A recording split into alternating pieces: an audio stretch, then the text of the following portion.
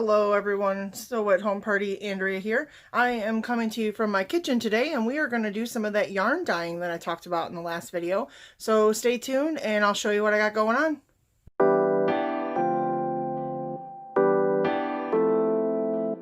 So you can see here I have a bowl of water. It is got water and vinegar in the bowl, and right now I have 2 skeins of yarn soaking. Whoops, sorry. Put my hand in front of the camera. 2 skeins of yarn soaking in the bowl, and as you can see, I have my reusable zip ties, like I talked about in the last video. If you're not sure what I'm talking about, please go in the video section of this channel and pop over and see that other video. But I will also, again, just like before, I will put the links to the description. In the description, sorry, I'll put the links to everything I'm using today, or some of the items anyways that I'm using today, where I got them from, and maybe you can pick them up to try some yarn dyeing of your own. Yeah, I got my other supplies over here. These are some old supplies and my tripod, because when I go to the stove, we're going to need that.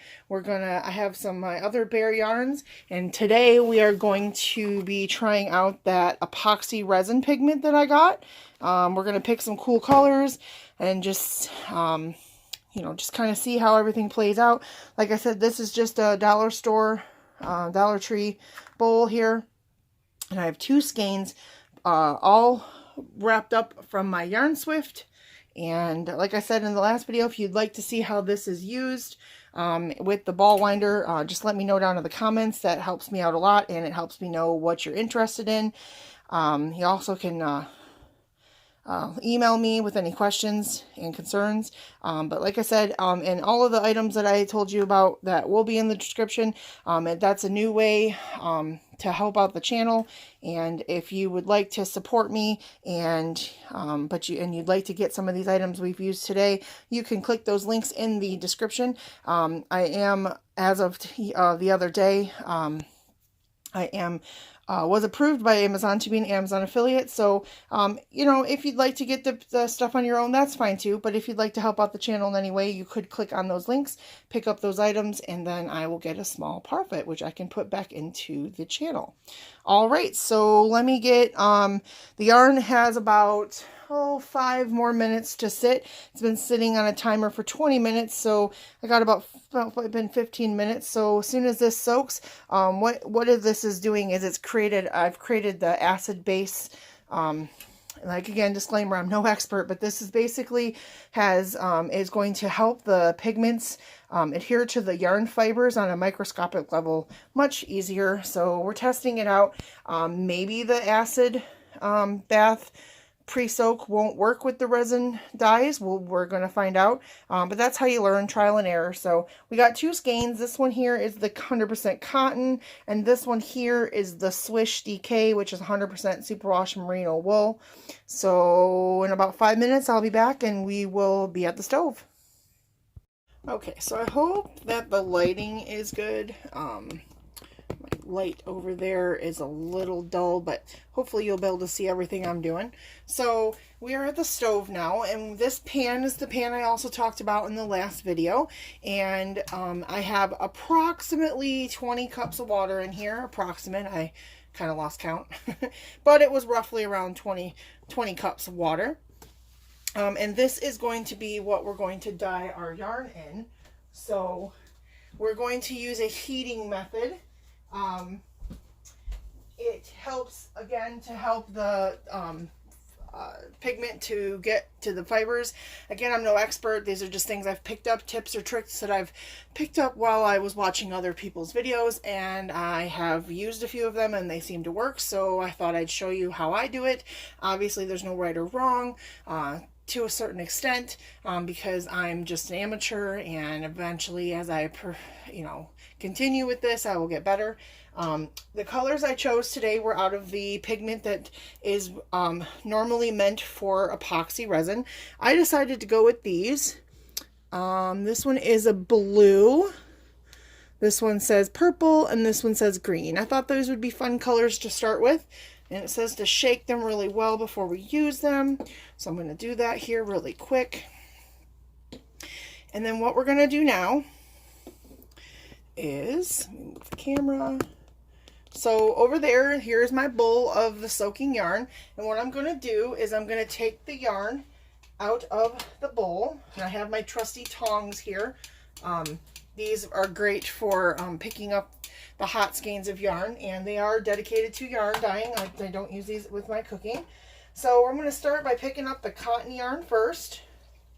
And I'm just going to fold it in half and kind of just, and fold it in half again, and just kind of squeeze out the water. And again, this is the dye bath that has, or water bath that has the acid in it, the white vinegar. So,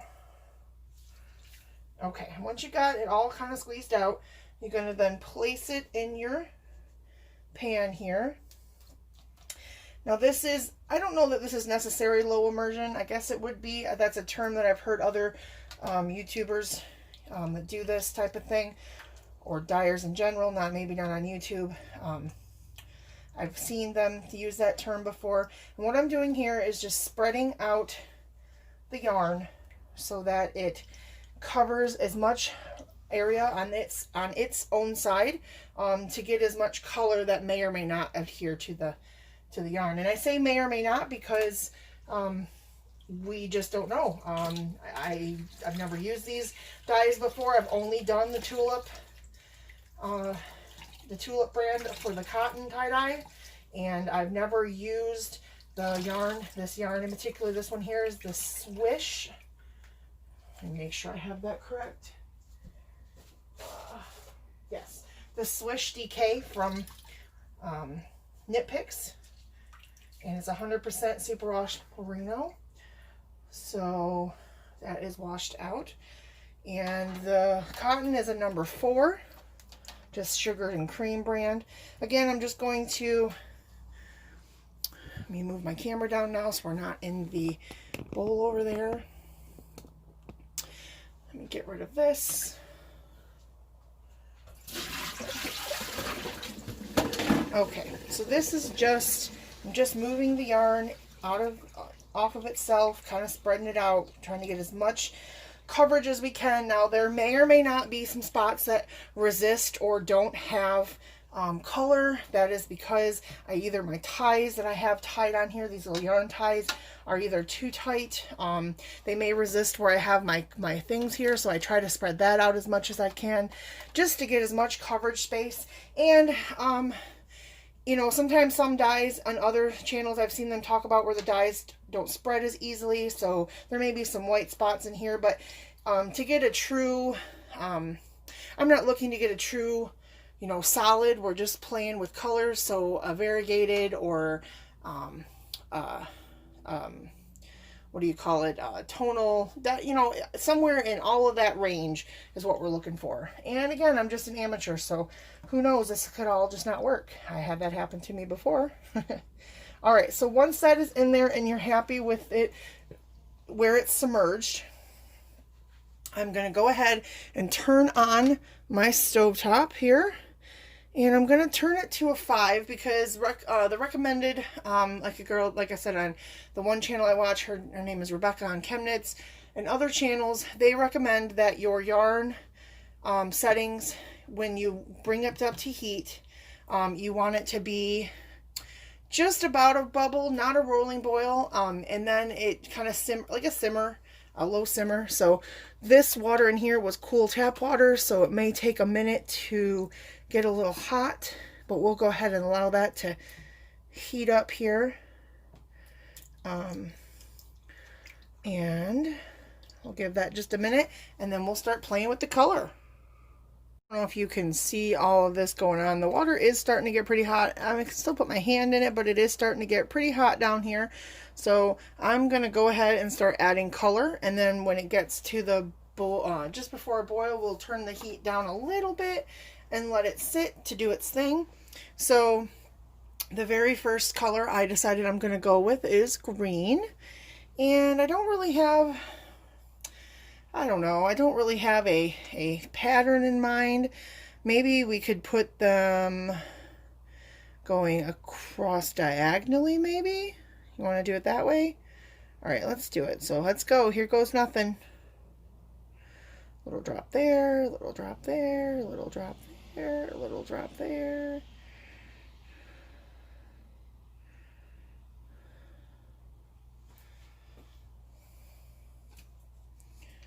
And then what's hopefully will start happening is this will start adhering where I put, I'm just going to start helping it along a little bit, where I put the dye, the heat will start helping it adhere. And you can kind of see it's starting to turn a little green there. So let me just add some more. We'll start going like this. A few drops here and there. Keep going.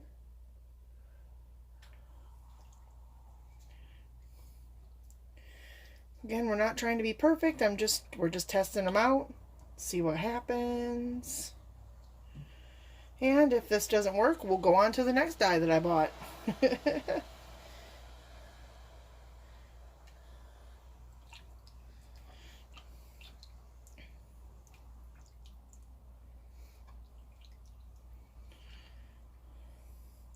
Now it does appear that this is going to take a lot more dye than a normal color agent, because it does appear to be beading up.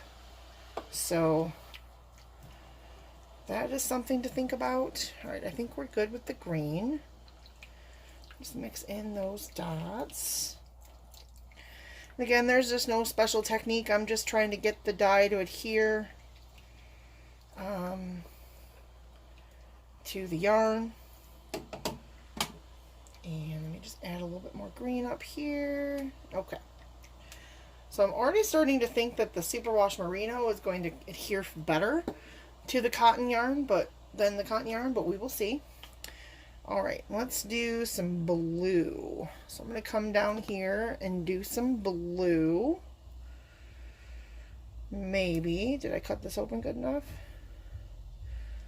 Ooh, looks like I need to cut this open more. Give me 1 second.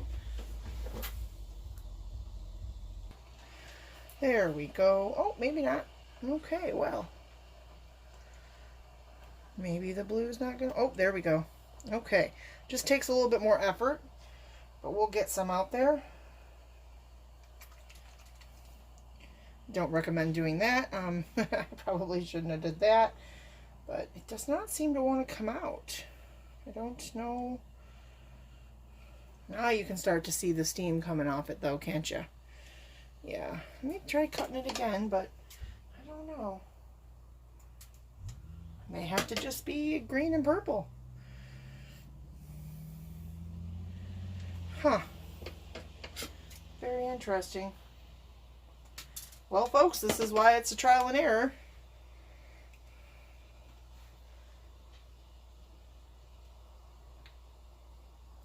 Huh. Very strange. Well, let me just see if I can get some more out of this and I'll be right back. Okay, as you can see, I was able to get way more blue out now. Must have been something clogging it, I'm not sure. We're just gonna splatter the heck out of it. And actually, because I used it all, because I got it so far, it came out so fast, so there's that. Hopefully this works. If not, alrighty then. So let me just get that mixed in here. And what may happen is we just might have a lot of speckles, which would be totally fine as well. Alright, so those are there, and then I'm going to grab the purple. Let's hope we have a better result with that one as far as coming out. Oh, there we go. Ooh, there we go. Look at that. Alright, I'm just gonna, like I said, I'm just dabbling it in. Alright. Put that away, mix it up.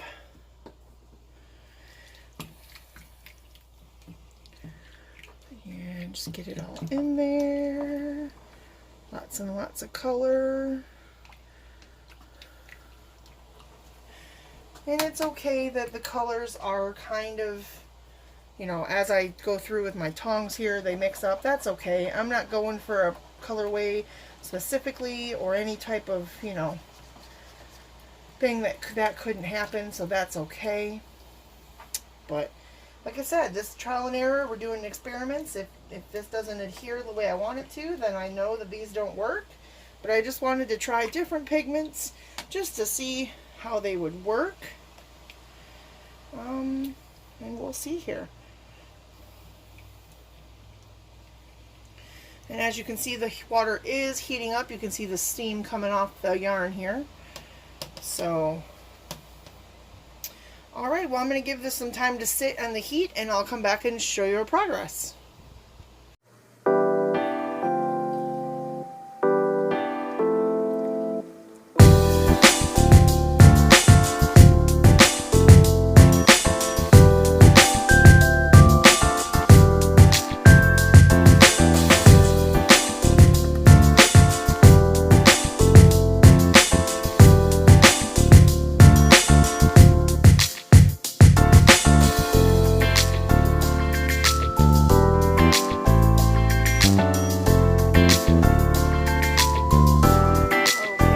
About 7 minutes, and you can already see the water is boiling or at a slow simmer, and the color is getting darker on some spots here, so it seems to be working, seems to be adhering to the yarn. I'm not sure if that's because of the vinegar that we have in there or what, but like I said, I will keep you updated on the process. We still got about 12 more minutes for it to sit in the water bath, so we'll see where we're at when we come back.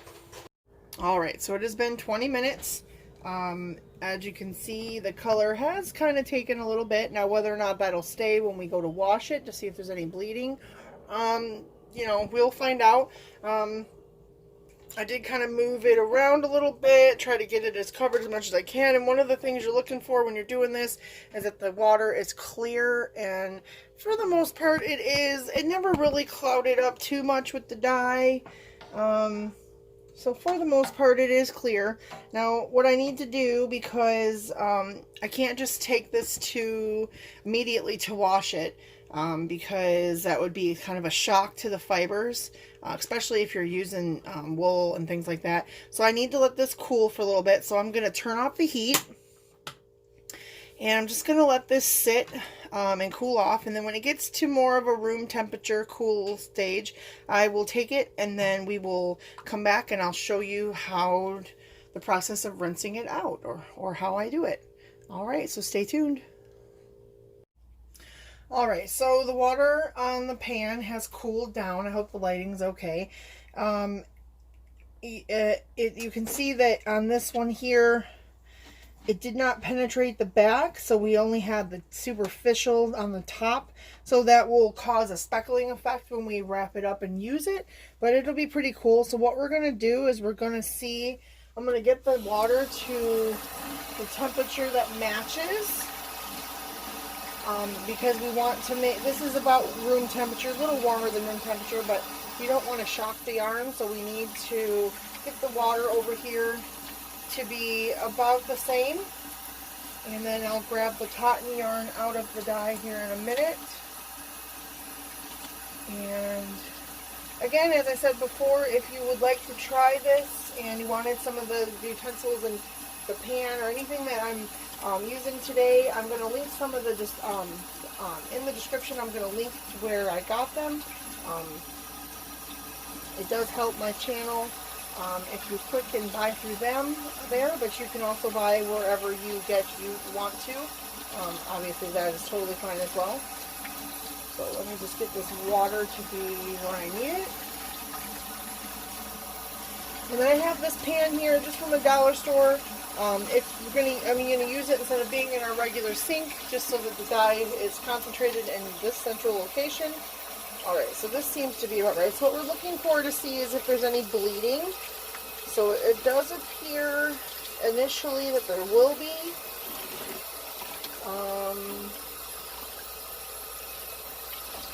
Like I said, I'm just going to push on it here a little bit. I'm not going to agitate it too much, because by doing that, you will cause it to felt, or you could cause it to felt.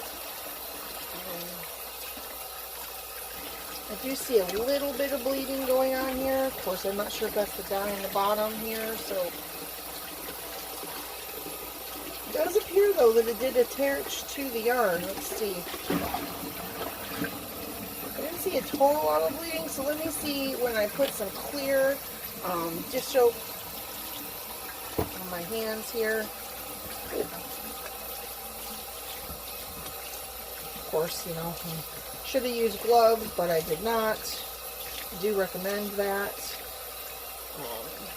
Yes, when I add the soap, I do see some bleeding going on. So this is going to take a couple rinses to do that.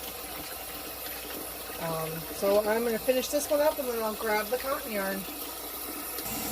Alright, now I'm going to grab the cotton yarn. Sorry about the sound of the water running. But we're going to see if we get bleeding from this one. It did bleed quite a bit out of the superwash merino. Let's see what happens with the cotton. Now, it didn't bleed until I added the soap last time, so it may be that the soap is what activates it, but then that way we can get as much bleeding out as we can, so when you go to use it, you won't have all of that bleeding. And then the next step after we rinse it out would be to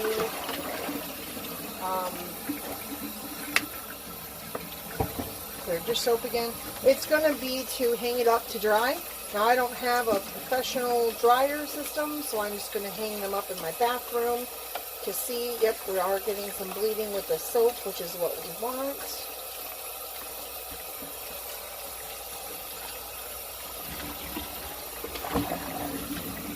Try to get that out. And the bleeding does fade the color a little bit, but the color when you're doing it always looks different when it's wet and dry, and the fading of the color is to be a little bit expected. It's never going to be as dark as it was when it was in the pan. So let me finish washing this out and I will show you what they look like before I hang them up to dry. Okay, so as we can see, I finished rinsing the yarn skeins, and this is the cotton yarn, and it is a little bit more muted. It's even more muted in person.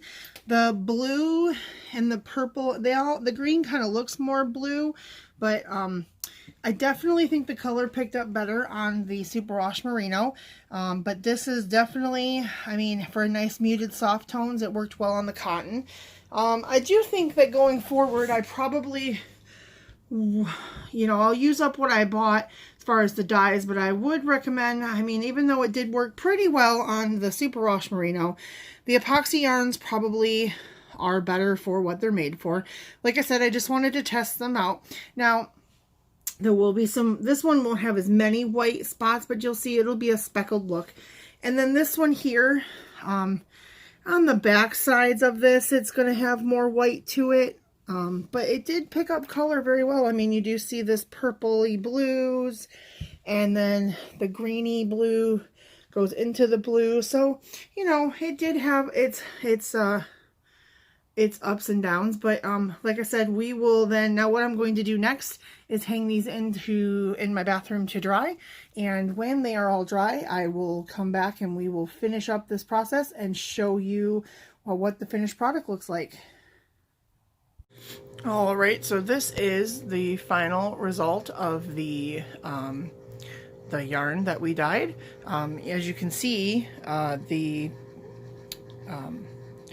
yarn on the cotton, this is the cotton yarn, the color is still pretty bright, but it is very muted too, and it does, I have this rolled up into a skein, but this is, or a hank I should say, it's pretty loose because I need to rewind it and tighten it up. I'm thinking I'm going to run these up on my cake winder, so you can also see what that looks like, and I'll have that picture of that at the end of the video, but you can see that the color did stick. Alright, so the yarn is now caked up, and this is what it looks like. Now the colors are pretty good. They're very cool. I would almost use these in an Easter type setting, but I just love how the colors turned out. You can see that it's a center pull cake, which is what my cake puller, or my yarn winder does. And I used a center pull here as well. But it's really cool, and you can see the difference in sizes. This is the DK weight, and this is the worsted number 4, or the, not worsted, but the number 4 on the cotton. And this is the DK number 3. Like I said, I do think that the epoxy color did a pretty good job. I will say, as you can see on my hands as I was helping the yarn through the wine baller, that it does this one probably needs to be washed again, so I will throw it. I have a bag that I can put in my washer and safely wash the yarn. So if you're going to use the epoxy resin dyes for yarn dyeing, I would recommend you really give it a good wash. Now the cotton one didn't do that so much, but so maybe it's just the type of yarn, because this was the superwash merino wool. But I would definitely recommend washing it more. So you're probably better off sticking to the cotton yarns using this dye. But otherwise, I think it turned out pretty good. And so if you'd like to see more of this type of stuff, please let me know in the comments down below. I love hearing from everyone, and I can love to interact with everyone. Or you can email me if you have any questions at sewathomebuddy@gmail.com. And if you'd like to support the channel, you could like this video, and you can also, if you would like some of the tools I use to do this, click any of the affiliate links in the description box. That would really help me out. And that's it for this time. I plan on putting out at least one dyeing video a week. It's my goal, but with my day job, it might, it might be a little difficult, but I'll do the best I can. And so I'm going to get out of here. And as always, sew what is in your craft room today.